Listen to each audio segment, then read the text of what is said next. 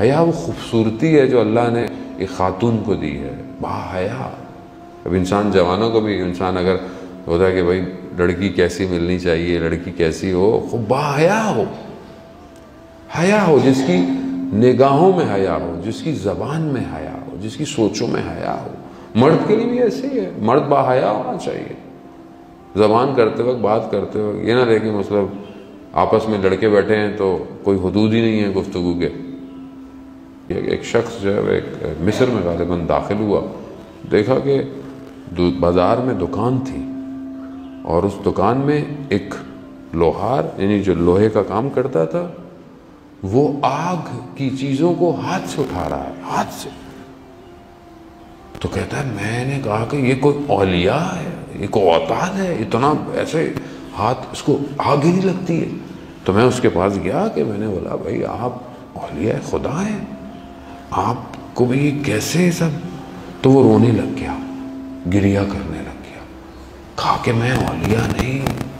کہہ رہا مگر یہ جو خصلت ہے، یہ جو ہے، یہ اولیاء کو اللہ عطا کرتا ہے کہ اس کو آگ ہی نہیں لگ رہی ہے، وہ اندر سے کھولتی ہوئی لوہا باہر نکال رہا ہے۔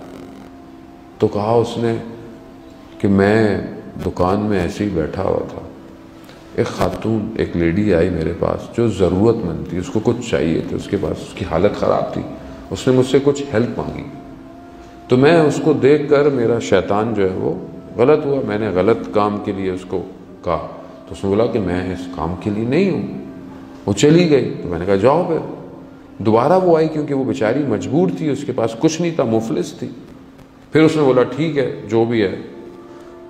میں نے دکان بند کی، میں گیا، میں نے گھر میں دروازہ بند کرنے لگا تو اس نے بولا دروازہ کیوں بند کر رہے ہو؟ کوئی نہیں ہے، کون آئے گا؟ کہنے کہ شاید کوئی دیکھ نہ لے۔ کہتا یہ میں نے کہنا تھا، وہ خاتون لرزنے لگ گئی، لیڈی تڑپنے لگ گئی، رونے لگ گئی۔ میں نے کہا تمہیں کیا ہوا؟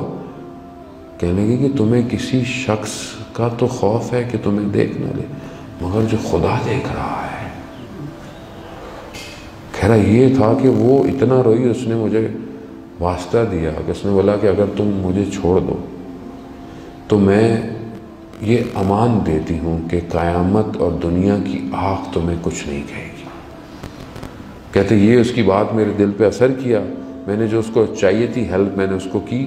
تو کہتا ہے وہ دن ہے کہ مجھے یہ آگ دنیا کی کچھ نہیں کرتی، لیکن خدا نے میری خطا کو معاف کر دیا۔ عزیزان محترم، بعض اوقات دنیا کی لذتیں مجھے اچھی لگتی ہیں،